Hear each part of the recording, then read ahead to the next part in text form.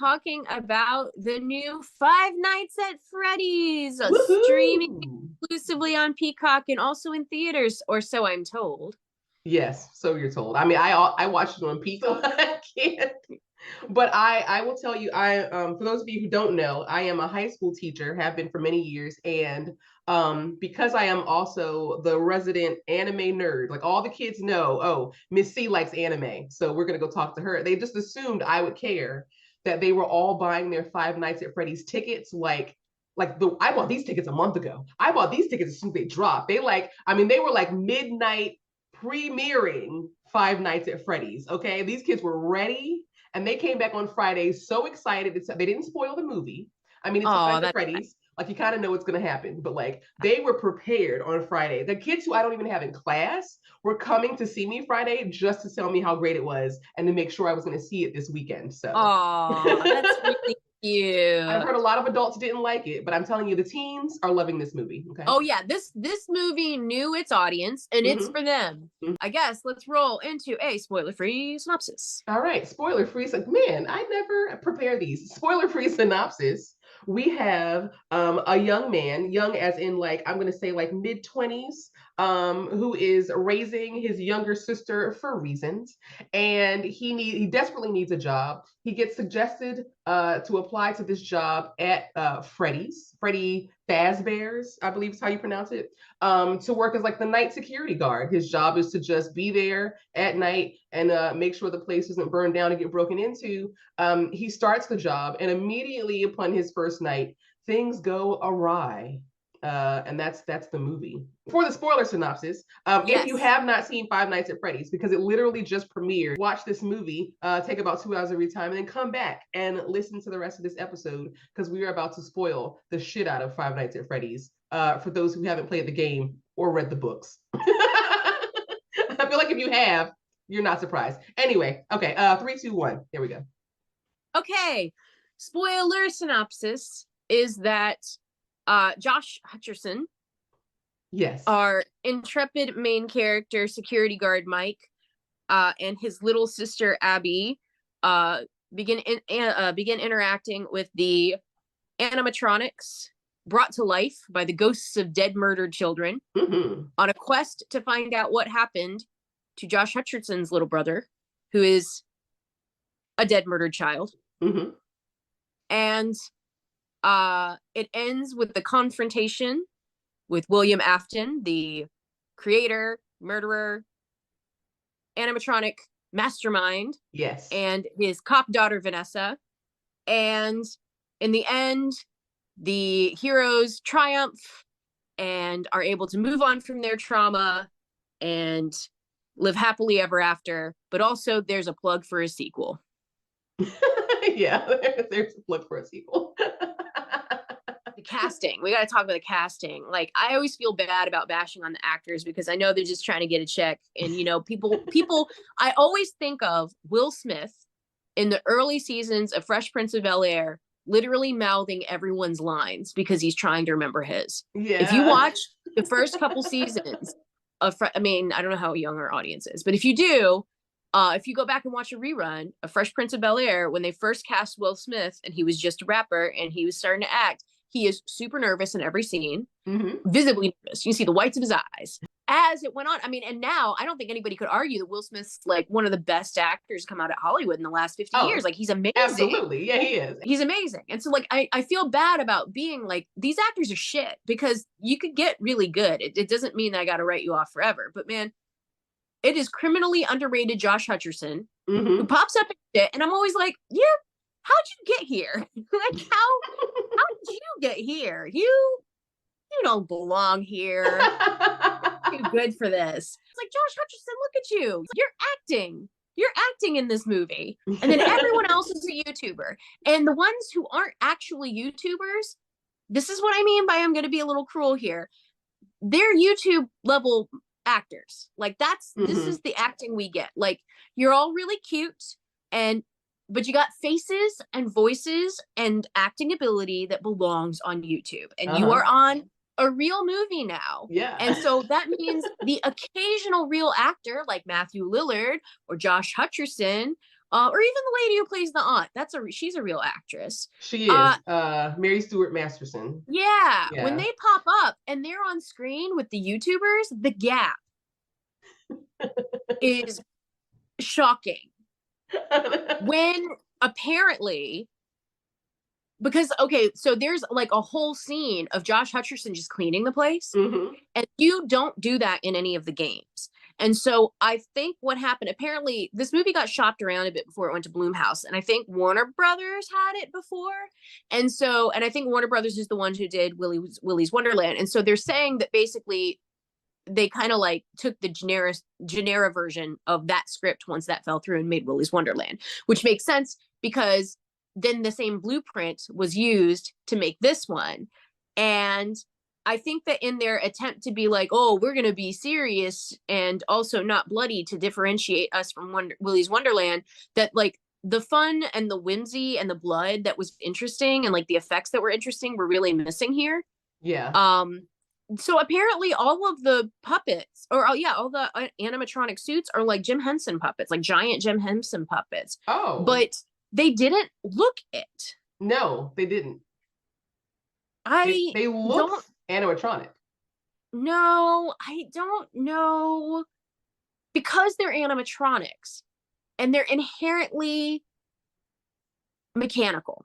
Yeah. And because they probably digitally erased or enhanced bits of the puppets to make them look more robotic as opposed to puppets, hmm I think the charm gets lost. Like there's a charm in Jim Henson puppetry that is brought to like the screen from the way that they move and like the textures that they are. That's Yeah. really missing here. I thought it was CGI. I thought it was good CGI. I thought it was probably CGI with like a guy in a suit and a base. Yeah. I But definitely like thought it was a guy in a suit. I did not think that it was. And the thing that's so nice about the puppetry is that it feels very inhuman.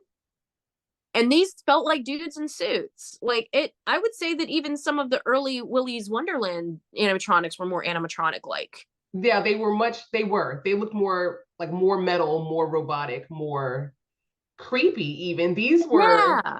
These were almost like kind of cute. Like they were all and I wondered if it's because like in Willy's Wonderland, we don't have a child. And so like those animatronics were really creepy and scary looking from the minute you see them on screen. At no point do they look acceptable. I'm like, no child would ever come Right. to this restaurant. But like in Five Nights at Freddy's, I feel like it's because we had not Vanessa, what's her name? Abby. Abby, because we have the little girl, like that these needed to look actually cuter and a little less terrifying so that she wouldn't be immediately turned off from like trying to befriend them. Because that first time when she comes and he falls asleep stupidly because he's supposed to be a terrible caretaker and he drugs himself and goes to sleep anyway, and wakes up and finds her playing with them, like you can tell that at no point was she weirded out by the fact that these giant robots are like interacting with me. Look, we gotta talk about this little girl because first of all, the little girl is very disadvantaged as an actress, so I can't, fully fault her for how fucking unlikable her character is. But um, she is not lovable enough for me to go on the side quest with this guy. And I also don't believe that Josh Hutcherson loves her, despite his best efforts at acting so, because the script writes him so badly. Like, Yeah. it's not his fault, but I just don't believe at any time that they have much affection because she is such a jerk. And I get that. I feel that what happened was, Yeah. and don't bite my head off because this is going off of stereotypes. So I do not want you in the comments like, nah, nah, nah, nah, nah. But listen, they tried to write her at the beginning of this movie as a very stereotypical autistic child. Like she was nonverbal. She was only communicating through pictures. She had like emotional regulation issues where she would throw things at him or refuse to eat and just have like little hissy fits. She seemed to hate him, honestly. Yeah. To where the social worker has to be like, well, she draws you a lot, so that means she loves you. Like that's literally the only way she can communicate. That is severely dysfunctionally autistic behavior. And I know that because we took Asperger's and we folded into autism, that a lot of people identify as autistic who are completely functional, and that is great. And or people who have other kinds of difficulties, and that is totally valid. I'm not questioning your autismness Right. What I'm saying is that they were trying to follow a very specific Hollywood stereotype. Hmm. And then they realized about about halfway through this movie that it wasn't going to work for the plot. And they abandoned it because she just starts talking out of nowhere. And I stopped and checked the movie, and it had been 50 minutes of them establishing her as completely nonverbal, only communicating through drawings. And they must have had some kind of script change and done some like mid-movie reshoots, because from that point on, she's just a quirky kid, like the Banana Splits kid. Like, this is just kind of a quirky kid who's friends with the animatronics, and Yeah. not like actually a kid with developmental disability. And so from that point on, you're like, so was this kid just being a jerk this whole time? Like, that, what am I supposed to take away from this? I mean, that's what I took away from it. My first note about her is that I wrote, I'm going to hate this sister the whole movie. And at that point, she'd only been in 2 scenes. And so, like, Yeah. if I was reading her as having some sort of like, disability or whatever, disorder, what have you, I would have like been like, oh, okay, so she is, different. She has reasons for her behavior. But I thought she was just a bratty ass child. Man, fuck this kid. Like, and I think part of it is too that it's very much like, this is very much a fanfic movie. And that's, I mean, people say that as kind of insulting. I love fanfic stuff. I love fanfic community things, but this is like a fanfic as in it's like wish fulfillment. Like, this is very Tumblrina, in that we have this child who is the special chosen one, a wonderful artist, and the Yeah. animatronics chose her because she's so special and are going to give her her own persona. And it's like, come on, man. Like, this is, I get it. I read the kids' Tumblrs too, but Because they make it sound like it's been 10, 15 years since. Like, I wanted some sort of like a timeline of like, when was the last time a kid went missing? They make it sound like these kids went missing, they blamed Freddy's, and so Freddy's shut down, and that it's been like a decade since the last time, so it's been shut down all this time, but like he's still out here living his life. Like, when where are the rest of his victims? Or was that it? Was he satiated up until? but no, because he took Josh Hutcherson's little brother and didn't put him in an animatronic, Oh, that's true. which I was actually kind of waiting for, because then that would have been a tie. Because I didn't understand why, like, he's the phone guy ends up being the bad guy, the William Afton guy. And apparently this was like, they spoilered the shit out of it because they announced that he was going to be William Afton, the big bad, before the movie came out. So then he introduces himself as someone else, and you just kind of know he's going to be the bad guy. Also, But it's Matthew Lillard. You don't spend Matthew Lillard money for him to only be the counselor at the beginning. it's true. Like, He's not Nick Cage. He's got stuff to do. yeah. Fucking Vanessa. Fucking Yeah. Vanessa. Is everything wrong with cops, honestly? I didn't understand her,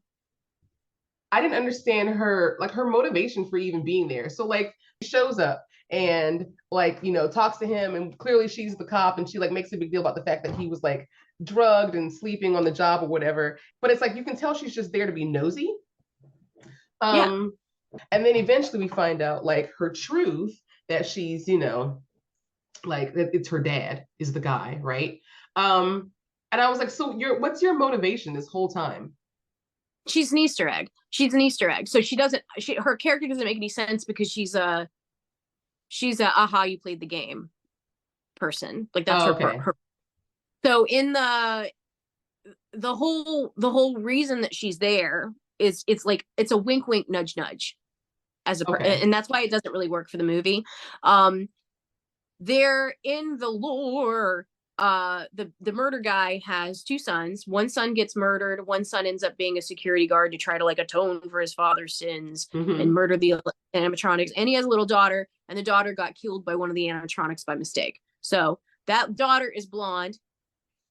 Many games later, there is a blonde security guard named Vanessa. And everybody was like, oh, is she supposed to be the daughter reincarnated, or is she possessed by the daughter, or is she the daughter like under another name? Because she's blonde, and that's important in this kind of in this game, in the lore. It's important that they have the same color. It's like, oh, this, there's 10 MatPat videos about it, but this was them being like, oh, she is the daughter. That was the entire point. Okay. Was for Okay. them to drop that she was the daughter. What I'm supposed to believe, I think, by the end of this, is that Vanessa, because she has been so abused by her father, has just been helping him murder security guards, other children, random bypassers, Yeah. whatever, covering up the crimes of any animatronic or man that comes across her way as a cop. Like, her job is to be a cop so she can cover up these crimes and no one Okay. will ever question her.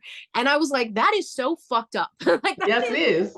super fucked up. But we're supposed to like her because she likes Josh Hutcherson. And so we like her because we like him and she likes him. And so it's okay. And it's like, no, man. But Like, I didn't like her. she's literally police brutality as a character. I don't Yeah. like her. I didn't understand. I didn't understand. And we're supposed to be like, oh, it's because of her trauma. Like how he beat up that guy. She's going to shoot him because she's a traumatized little girl. I'm like, none of these people deserve jobs. They all None of need them to just, deserve jobs. none of you need forward facing jobs. You all, or custody of children. You all just need to like be not interacting with the public or other people in significant ways without some therapy. That's, I'm a simple, I agree with you. Both of you need to just like, if a truck hit you both, the world would be better off. Like that's where we are. We would have a little less police brutality, and maybe Abby would go somewhere that someone would feed her. Like that would be great. She'd be at her aunt's house. Angry. I was really angry at one point of the movie, and this was just bad script. This was bad script and bad shooting. Mm-hmm. So the babysitter and her renegade rogue boyfriend brother and his band of ne'er-do-well friends are going to break into this place and trash it because they figure they will get him fired if they do this, which doesn't make a lot of sense because everything's recorded. So I don't know why they would be like, it's this man's fault that someone broke in after he clocked out and trash this place. Right. Seems like you need to also hire a daytime security guard. Especially because they break in after his shift is over. Right. But here's the thing. Vanessa shows up at his door and starts like yelling at him, basically. Like, you left the door. You left it unlocked. This is your fault that they got in there. Tell me one reason why I shouldn't file this right now, because you're going to be liable for all the damages, which is not how being a security guard works. No, it's not.